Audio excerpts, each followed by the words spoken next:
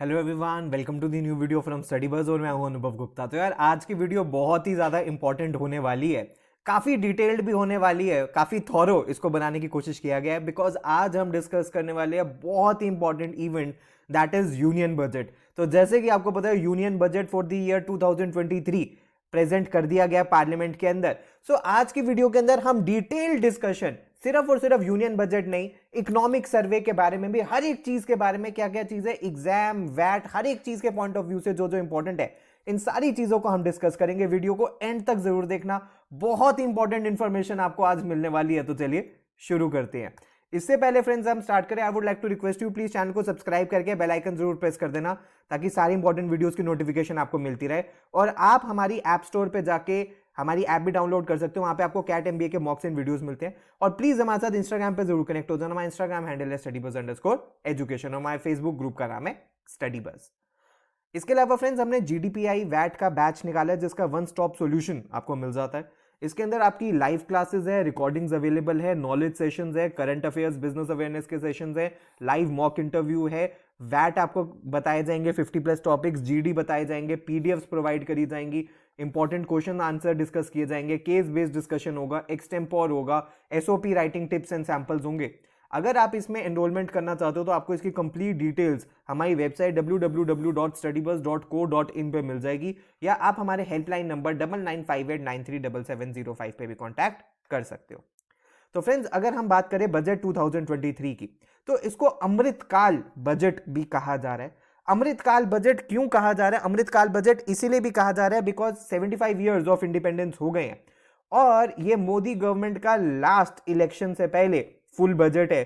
Because जो 2024 में जो बजट आएगा वो इंटरिम बजट होगा, यानी कि टिल द इलेक्शंस। बिकॉज जब एक बार इलेक्शंस हो जाएंगे, रिजल्ट आ जाएंगे मई तक, तो जून में फिर दोबारा बजट आएगा। लेकिन इस साल का ये फाइनल बजट होने वाला है, तो इसी तरीके से इसको रखा भी गया है, इसी वजह से इसको अमृतकाल बजट भी गवर्नमेंट ने इसका नाम दिया है। इससे पहले हम आगे चले, एक कॉन्स्टिट्यूशन की प्रोविजन आपको जाननी बहुत जरूरी है कि बजट पेश करने की ये जो पावर है ये गवर्नमेंट को कहां से मिलती है कॉन्स्टिट्यूशन से। तो article 112 of the constitution of India ये कहता है कि हर साल एनुअल फाइनेंशियल स्टेटमेंट, बजट का जो एक्चुअल नाम होता है वो होता है एनुअल फाइनेंशियल स्टेटमेंट, वो पार्लियामेंट में प्रेजेंट करनी होती है। तो इसीलिए इस बजट को एक्चुअल कॉन्स्टिट्यूशन की भाषा में एनुअल फाइनेंशियल स्टेटमेंट भी कहा जाता है, जिसमें बजटेड एस्टिमेट्स आने वाले साल में, बजटेड रिसीट्स, बजटेड एक्सपेंडिचर, सारी चीजें पार्लियामेंट में प्रेजेंट करनी होती हैं।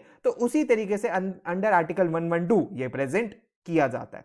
कुछ इंपॉर्टेंट फैक्ट्स आपको बजट के बारे में जानने की बहुत ज्यादा जरूरत है, वो मैं डिस्कस करता हूं। फर्स्ट बजट जो इंडिया का आया था वो 7 अप्रैल 1860 में आया था, यानी कि जब ब्रिटिशर्स रूल कर रहे थे। तो स्कॉटिश इकोनॉमिस्ट थे जेम्स विल्सन, उन्होंने ये प्रेजेंट किया था। First budget of independent India R K Shanmukham Chetty ने प्रेजेंट किया था, जो कि 26 नवंबर 1947 को किया था।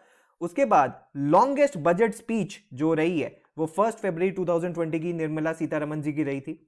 स्पीच हैविंग मोस्ट वर्ड 1991 की मनमोहन सिंह जी की रही थी, जो 18,650 वर्ड्स की थी।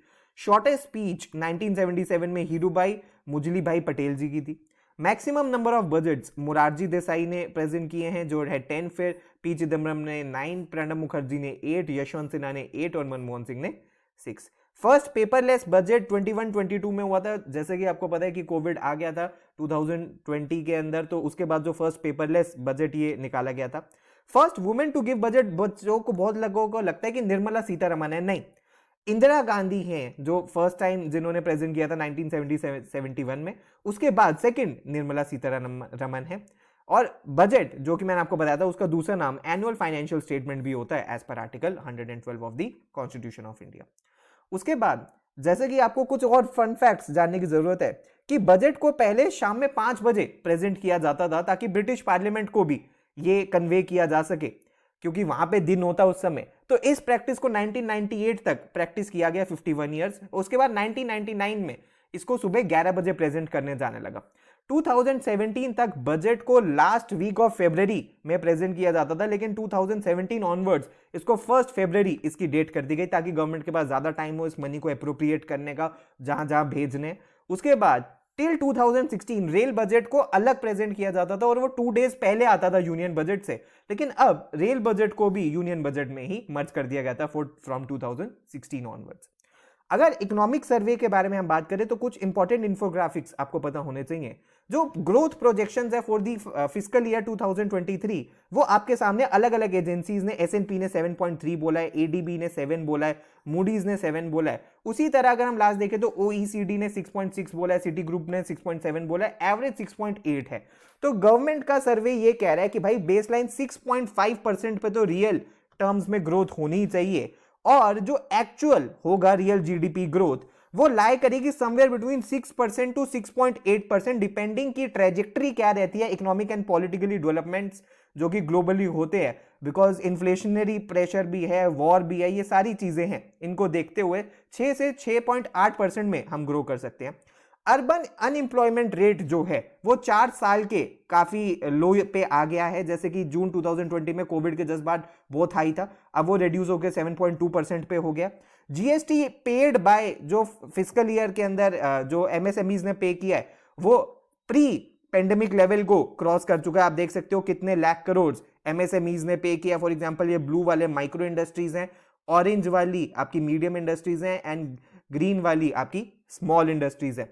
उसी तरह एनपीए रेट भी आप देख सकते हो कि बिल्कुल ठीक है, मतलब कुछ ज्यादा बड़ा इसमें इशू नहीं है। तो इन्होंने ये भी बताया होगा कि किस किस को माइक्रो और किस किस को मीडियम और किस किस को स्मॉल माना गया है। तो जो जीएसटी कलेक्शन है जो कि इकोनॉमिक इंडिकेटर होता है वो भी अब प्री पैंडेमिक लेवल को क्रॉस कर चुका है।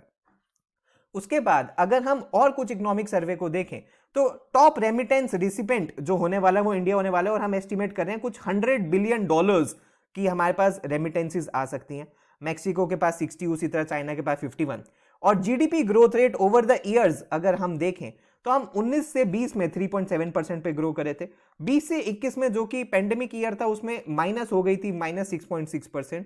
उसके बाद 21 से 22 में हमने बाउंस बैक किया और वो 8.7% थी, 22 से 23 में 7% थी, और 23 से 24 का जो एस्टिमेशन लगाया जा रहा है वो 6 से 6.8% का लगाया जा रहा है। इसके अलावा कुछ कुछ अपसाइड्स भी है इस बजट की। अगर हम देखें रियल जीडीपी ग्रोथ और डब्ल्यूटीओ की जो ट्रेड वॉल्यूम है वो काफी हद तक कोइंसाइड कर रही है। इसके अलावा अगर हम देखें कि अपसाइड्स क्या देखने के लिए मिल रहे हैं कि limited health and economic fallout की जो अब कोविड-19 को काफी हद तक कर्टेल कर लिया गया है, तो इस वजह से नॉर्मलाइजेशन बढ़ेगी।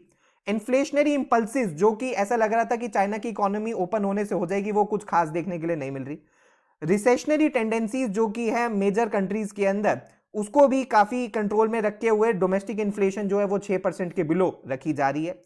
This leading to an improvement, इसकी वजह से एनिमल स्पिरिट और फर्दर इंपीटस भी मिल रहा है प्राइवेट सेक्टर इन्वेस्टमेंट को। इसके बाद फ्रेंड्स अगर हम बजट को देखें कि बजट में कितना पैसा कहां से आ रहा है, तो आप देख सकते हो कि बजट एस्टिमेट्स जो कि 23-24 हमें इसको देखना है।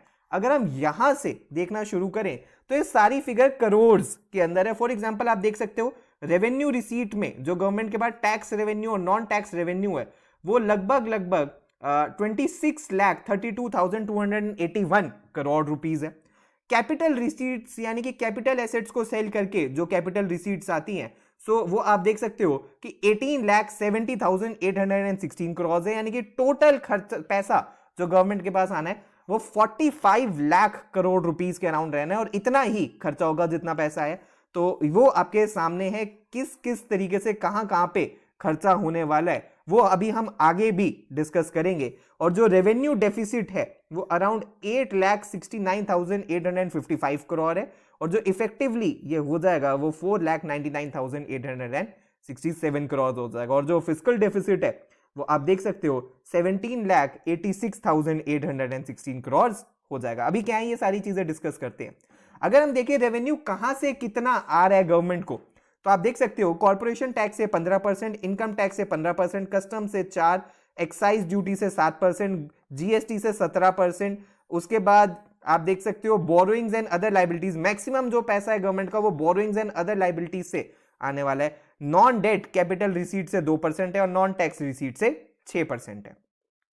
कहां कहां पे खर्चा होने वाला है वो भी डेटा आपकी स्क्रीन के सामने है कि सेंट्रल सेक्टर स्कीम्स के अंदर 17%, सेंट्रली स्पॉन्सर्ड स्कीम के अंदर 9%, अदर एक्सपेंडिचर में 8% है, पेंशन में 4% है, स्टेट्स को जो पैसा जाएगा वो 18% है, financial commission and other transfers को 9%, सब्सिडीज में 7%, डिफेंस में 8% एंड इंटरेस्ट पेमेंट यानी कि जो एक तरीके से मैक्सिमम जो हमारा खर्चा है आप देख सकते हो वो 20% इंटरेस्ट पेमेंट है।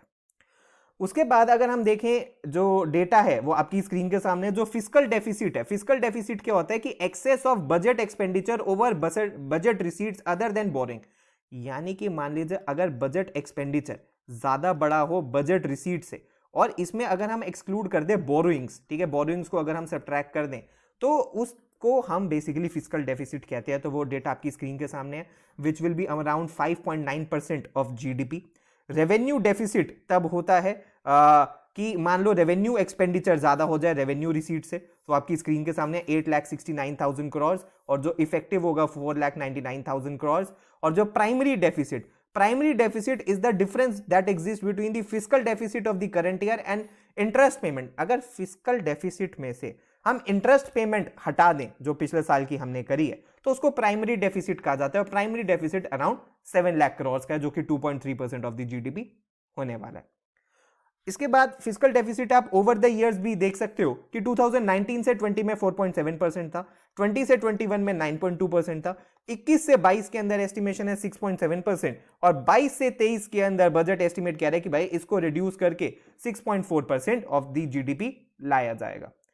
उसके बाद बजट प्रोफाइल को अगर हम देखें तो आप देख सकते हो कहां से कितना पैसा आ रहा है। फॉर एग्जांपल आप देख सकते हो कैपिटल रिसीट से 18.71 है, डेट रिसीट से 17.87 है, टैक्स रेवेन्यू में आप देख सकते हो जीएसटी से 9.57 लाख करोड़ है, उसके बाद टैक्सेस ऑन इनकम से 9 लाख करोड़ है, कॉर्पोरेशन टैक्स से 9 लाख करोड़ है, स्टेट्स शेयर ऑफ टैक्सेस में 10 लाख करोड़ है, और ये सारा पैसा जब बजट के अंदर आ रहा है तो 45 लाख करोड़ है। और कहां कहां जा रहे हैं आप देख सकते हो, स्कीम एक्सपेंडिचर के अंदर 19 लाख करोड़ के आसपास जाएगा, transfers establishment and other expenditures के अंदर 25 लाख करोड़ जाएगा, सेंट्रल एक्सपेंडिचर 13 लाख करोड़ का है जिसमें बहुत सारी चीजें, जिसमें इंटरेस्ट पेमेंट 10 लाख करोड़ की होने वाली है, central sector schemes 14 lakh crore की होने वाली हैं जिसमें अलग अलग चीजों पर जाएगा, जिसमें सब्सिडी पे 4 लाख करोड़ रुपए जाने वाले हैं, फर्टिलाइजर पे 1.75 लाख करोड़ जाने वाले हैं, फूड पे 2 लाख करोड़ जाने वाले हैं, और पेंशन पे आप देख सकते हो 2.34 लाख करोड़ जाने वाले हैं। अगर गवर्नमेंट ने अपनी अचीवमेंट्स भी बताई हैं कि अचीवमेंट्स क्या क्या हुई है गवर्नमेंट की, कि 10th लार्जेस्ट से हम 5th लार्जेस्ट इकोनॉमी हो गए 9 साल में, 11.7 करोड़ हाउस होल्ड के अंदर स्वच्छ भारत मिशन के अंदर टॉयलेट्स बने हैं, 9.6 करोड़ लोगों को एलपीजी कनेक्शंस दिए गए हैं उज्ज्वला योजना में, 220 करोड़ फ्री वैक्सीनेशंस भी गवर्नमेंट ने लगाए हैं, 47.8 करोड़ बैंक अकाउंट ओपन किए हैं पीएम जनधन योजना के अंदर, 44.6 करोड़ लोगों को कवर किया गया पीएम सुरक्षा बीमा एंड पीएम जीवन ज्योति योजना, 2.2 लाख करोड़ कैश ट्रांसफर किया गया है 11 करोड़ फार्मर्स को अंडर पीएम किसान Samman Nidhi, and per capita income जो है वो ऑलमोस्ट डबल हो गई है, वो ऑलमोस्ट 2 लाख रुपीस हो गई है। तो जैसे कि आपको पता ही है ईपीएफओ मेंबरशिप भी डबल हो गई है, 27 करोड़ हो गई है, 7400 करोड़ की डिजिटल पेमेंट्स होती थी पहले, और अब बढ़ के आप देख सकते हो 7400 करोड़ की डिजिटल पेमेंट ट्रांजैक्शन हुई है जो कि 126 लाख करोड़ की हो गई हैं, और 11.7 करोड़ हाउस होल्ड को स्वच्छ भारत मिशन में, और ये सारी चीजें आप कर चुके हो। ये सारी चीजें गवर्नमेंट ने बोला है कि उन्होंने 9 साल में अचीव की हैं। उसके बाद इस साल का जो ये बजट था अमृतकाल बजट, इसके लिए कुछ विजन्स भी थी, इसके बारे में भी हम डिस्कस कर लेते हैं। विजन क्या है कि एम्पावर्ड एंड इंक्लूसिव इकोनॉमी होनी चाहिए, यानी कि अपॉर्चुनिटीज प्रोवाइड हो सिटीजन्स को एंड फोकस हो यूथ के ऊपर, जॉब क्रिएशन के ऊपर फोकस हो, and strong and stable macro economic environment बना सके।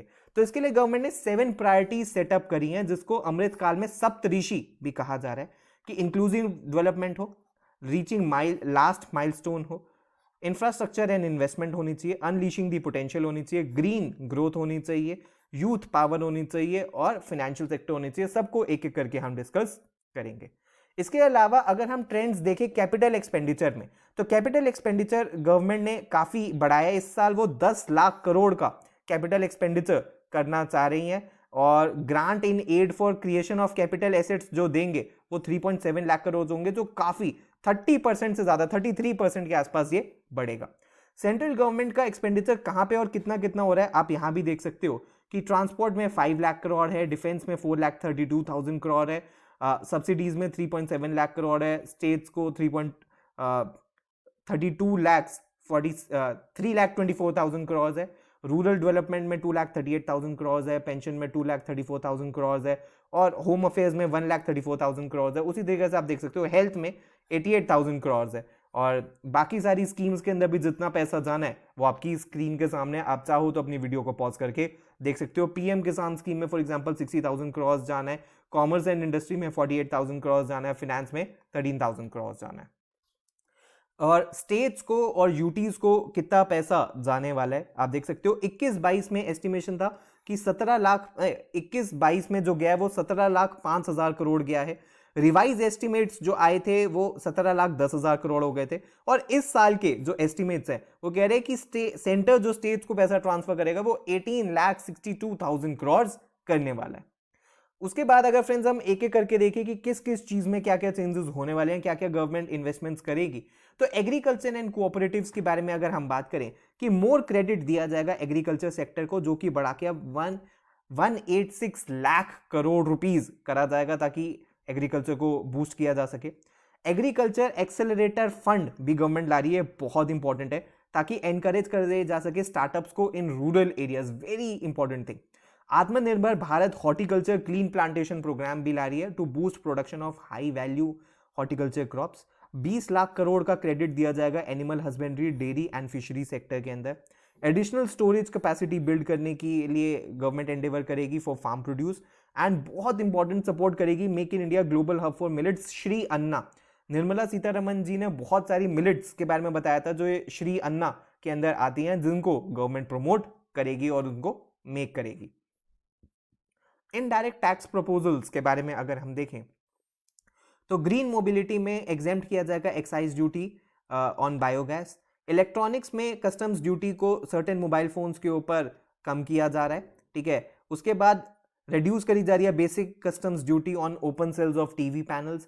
इलेक्ट्रिकल्स के अंदर आप देख सकते हो बेसिक कस्टम ड्यूटी को इंक्रीज किया जा रहा है किचन चिमनी पे, और रिड्यूस की जाएगी basic customs duty on chimney के हीट ऑयल पे। एक जगह बढ़ा रहे, एक जगह कम कर रहे हैं। केमिकल्स एंड पेट्रोकेमिकल्स के अंदर basic customs duty on chemicals and petrochemicals को एग्जेम्प्ट कर दिया जाएगा, और basic customs duty on acid grade को कम करके 2.5% कर दिया जाएगा।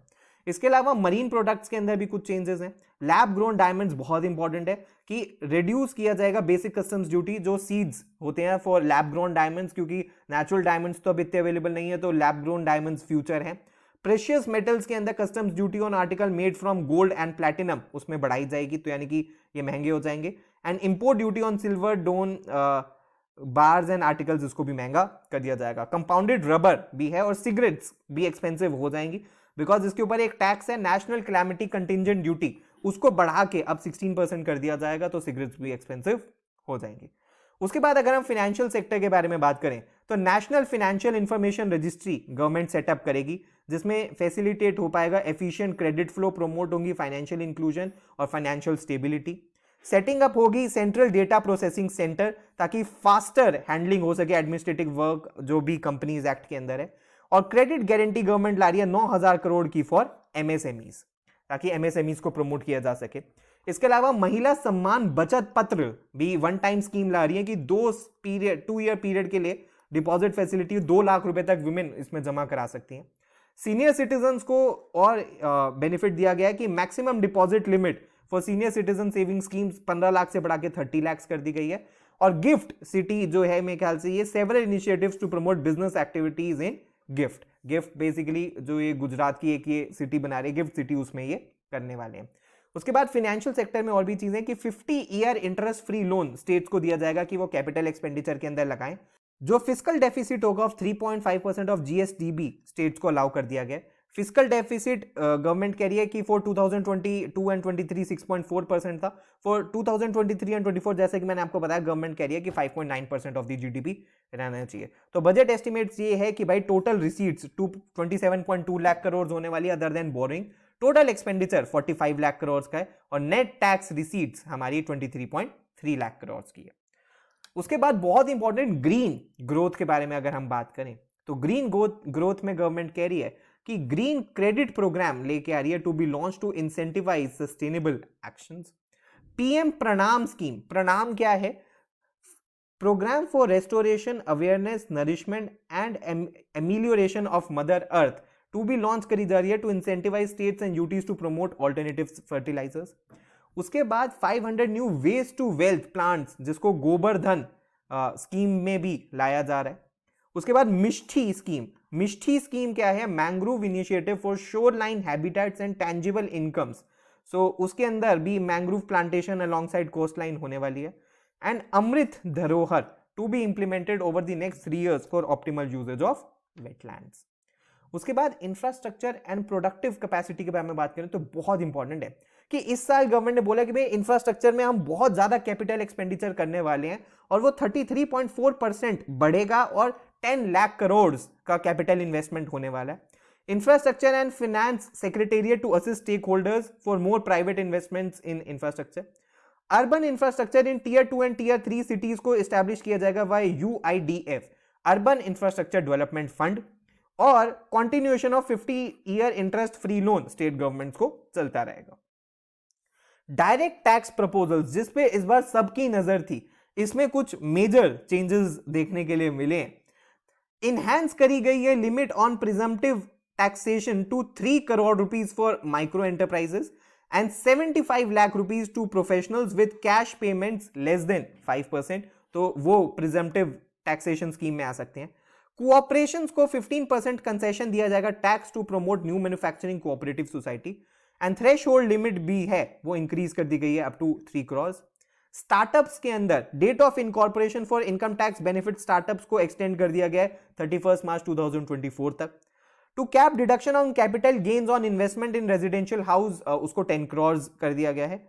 एंड जो अग्निवीर को जो मिलना था फंड, अग्निवीर कॉर्पस फंड से, उसको भी गवर्नमेंट ने टैक्स एग्जेम्पशन में कर दिया है। उसके बाद substantial relief personal income tax में भी दी गई है, इसके बारे में भी हम डिस्कस करेंगे कि अगर आपकी 7 लाख रुपए तक की ईयरली इनकम है एंड बहुत इंपॉर्टेंट, अगर आप न्यू टैक्स रिजीम में आते हो तो आपको कोई टैक्स नहीं भरना। अगर आप ओल्ड टैक्स रिजीम में आते हो तो ये बेनिफिट नहीं मिलेगा। स्टैंडर्ड डिडक्शन कंटिन्यू रहेगी 50,000 रुपीज की up to 15,000 and deduction of 15,000 for pensioners. उसके बाद जो हाईएस्ट सरचार्ज था वो 37% से कम करके 25% कर दिया गया।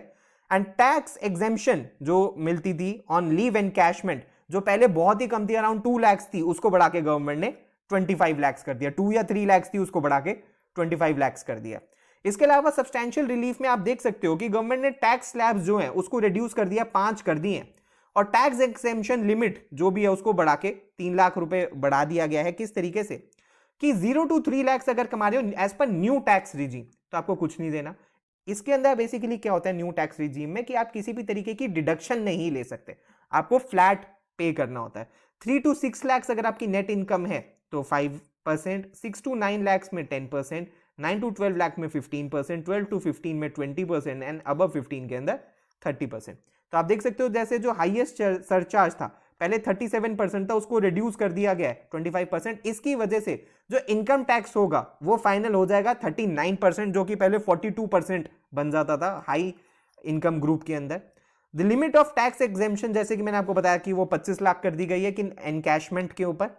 And new income tax regime ही अब डिफॉल्ट टैक्स रिजीम होगा, लेकिन सिटीजन्स के पास ऑप्शन रहेगा कि वो ओल्ड टैक्स रिजीम में जाके डिडक्शन लेके भी भर सकते हैं। तो यानी कि अगर आपकी नेट इनकम 7 लाख रुपए तक है तो आपको टैक्स भरने की जरूरत नहीं है एज पर न्यू टैक्स रिजीम। उसके बाद अनलीशिंग द पोटेंशियल के बारे में अगर हम बात करें तो गुड गवर्नेंस में गवर्नमेंट ने बोला है कि 39,000 कंप्लायंसेस को रिड्यूस कर दिया गया है, 3400 लीगल प्रोविजंस को भी डीक्रिमिनलाइज कर दिया गया है ताकि ट्रस्ट बढ़ सके गवर्नेंस के अंदर। जन विश्वास बिल ला रही है to amend 42 central acts. 100 labs setup करी जाएंगी for 5G services based application development. 3 centres for excellence for artificial intelligence को भी सेटअप किया जाएगा। नेशनल डेटा गवर्नेंस पॉलिसी भी गवर्नमेंट ला रही है to anonymise data. And one stop solution provide किया जाएगा, बहुत important, to be establish using DigiLocker services and Aadhaar. One stop solution government कर देगी, आइडेंटिफाई एंड एड्रेस कर देगी अपडेट को। और उसके बाद ट्रांसपेरेंट एंड अकाउंटेबल एडमिनिस्ट्रेशन के लिए ई कोड्स का फेज 3 प्रोजेक्ट ला रहे हैं। उसके बाद विवाद से विश्वास स्कीम जो कि टैक्सेशन से थी for less stringent contract execution of MSMEs, और ये जो इसकी सेकेंड फेज है for easier settlement of contractual disputes of government and government undertakings. Input based and result based financing लाई जा रही है for better allocation of scarce resources, and बहुत important entity DigiLocker to be setup किया जाएगा for businesses for secure online storing and sharing of documents. उसके अलावा youth power के अंदर एम्पावर किया जाएगा अमृत पीढ़ी को। प्रधानमंत्री कौशल विकास योजना 4.0 आ रही है, इसके अंदर on job training, industry partnership, new age courses like artificial intelligence दी जाएगी, robotics, mechatronics, 3D printing, drones, ये सारी चीजें। स्किल इंडिया प्रोग्राम के अंदर एक्सपैंड किया जाएगा डिजिटल इकोसिस्टम को, ताकि इनेबल किया जा सके डिमांड बेस्ड फॉर्मल स्किलिंग, उसको लिंक किया जा सके एम्प्लॉयर्स को, एंड फैसिलिटेटिंग हो सके एक्सेस टू एंटरप्रेन्योरियल स्कीम्स। इसके अलावा नेशनल अप्रेंटिसशिप प्रमोशन के स्कीम भी गवर्नमेंट ला रही है to support 47 lakh youth in 3 years। Boosting tourism को बूस्ट करने के लिए गवर्नमेंट 50 डेस्टिनेशंस को सिलेक्ट करेगी and develop a complete package for domestic and foreign tourist, and setup किया जाएगा unity malls in state capitals for promotion and sale of ODOP, one district one product, GI tags यानी कि geographical indication and handicraft products को। उसके बाद accessible education and skilling हो सके, उसके लिए गवर्नमेंट एनहांस एजुकेशन एक्सपेंडिचर ला रही है, 2.9% ऑफ द GDP खर्च करने वाली है। रिवैम्प्ड टीचर्स ट्रेनिंग प्रोग्राम होने वाला है by district institutes of education and training. National digital library आने वाली है to be setup for children and adolescent. States को एनकरेज किया जाएगा to setup physical libraries at panchayat and ward level, and PMKVY 4 को भी लॉन्च किया जाएगा to skill lakhs of youth. उसके बाद हेल्थ केयर के अंदर गवर्नमेंट कह रही है कि भाई इंक्लूसिव डेवलपमेंट के ऊपर हम फोकस करेंगे, तो एनहांस हेल्थ केयर एक्सपेंडिचर जो कि है वो 2.1% ऑफ द GDP होने वाला है। Sickle cell and anemia elimination का मिशन गवर्नमेंट लॉन्च कर रही है, और इसको टारगेट बेस कर देगी कि इस ईयर तक अनीमिया को हमें ओवरकम करना है। 157 न्यू नर्सिंग कॉलेजेस एस्टैब्लिश किए जाएंगे, एग्जिस्टिंग के साथ ही इनको सेटअप किया जाएगा। Joint public and private medical research to be encouraged via select ICMR lab होने वाली है, एंड न्यू प्रोग्राम लाएंगे to promote research in pharmaceuticals to be launch, ये भी लॉन्च होने वाला है। उसके बाद अगर हम रेलवे बजट को भी हम देख सकते हैं, रेलवे बजट में बहुत इंपॉर्टेंट होता है ऑपरेटिंग रेशियो। ऑपरेटिंग रेशियो क्या होता है, मैं आपके लिए एक छोटा सा होमवर्क दे रहा हूं कि आपको नीचे कमेंट सेक्शन के अंदर बताना है कि ऑपरेटिंग रेशियो क्या होता है। ऑपरेटिंग रेशियो अगर मैं थोड़ा सा बता दूं, ऑपरेटिंग रेशियो की पैसा कमाने के लिए खर्चा कितना हो रहा है, तो ऑपरेटिंग रेशियो आप देख सकते हो कि थोड़ा गवर्नमेंट के पहले से बेटर ही हो रहा है, 98.45 ऑपरेटिंग रेशियो है। वर्किंग रिजल्ट भी आप देख सकते हो कि gross traffic received and gross working expenses भी इस बार काफी पीछे से बढ़े हुए हैं, एंड रेलवे अर्निंग्स भी इस बार की अगर हम बजट एस्टिमेट्स में देखें तो पैसेंजर से 70,000 करोड़ एंड फ्रेट से 1,79,500 करोड़ रुपीस रेवेन्यू आ सकता है। उसके बाद लास्ट माइल कनेक्टिविटी को बूस्ट करने के लिए एक्सपर्ट कमेटी बनाई जाएगी to review harmonised master list of infrastructure. Highest ever capital outlay दिया जाएगा of 2.4 lakh crore for railways. 100 critical transportation infrastructure projects को आइडेंटिफाई किया जाएगा। 50 additional airports, heliports, water aerodromes and advance landing grounds को भी रिवाइव किया जाएगा, एंड कोस्टल शिपिंग को भी प्रमोट किया जाएगा थ्रू PPP मोड। उसके बाद जो जर्नी होने वाली है हमारी टुवर्ड्स 100 इयर्स ऑफ इंडिपेंडेंस, इसके अंदर हम 4 ट्रांसफॉर्मेटिव अपॉर्चुनिटीज के ऊपर वर्क करने वाले हैं। इकोनॉमिक एम्पावरमेंट होगी वुमेन की, इसमें क्या होने वाला है 81 लाख सेल्फ हेल्प ग्रुप्स जो कि हैं उनको ट्रांसफॉर्म किया जाएगा into large producer enterprises. PM Vishwakarma Kaushal Samman PM Vikas scheme, इसमें financial support, skill training and knowledge दी जाएगी टू ट्रेडिशनल आर्टिसंस। टैप किया जाएगा टूरिज्म के ऊपर, एंड ग्रीन ग्रोथ के ऊपर फोकस किया जाएगा to efficient use of energy across sectors and green. तो फ्रेंड्स ये थी कुछ बहुत ही इंपॉर्टेंट हाइलाइट्स बजट की जो कि इस साल की रही है। आपके व्यूज क्या हैं आप नीचे कमेंट सेक्शन के अंदर मेंशन कर सकते हो। वीडियो पसंद आए तो यार लाइक जरूर करना, अपने सारे फ्रेंड्स के साथ जरूर शेयर करना। अगर आपको GDPI वैट बैच के अंदर एनरोल करना है तो हमारी वेबसाइट है www.studybuzz.co.in, यहां जाके कंप्लीट डिटेल्स आपको मिल जाएगी। और अगर आपकी कोई भी क्वेरी है तो आप हमें व्हाट्सएप या ईमेल भी कर सकते हो। So thanks a lot friends, all the best, God bless.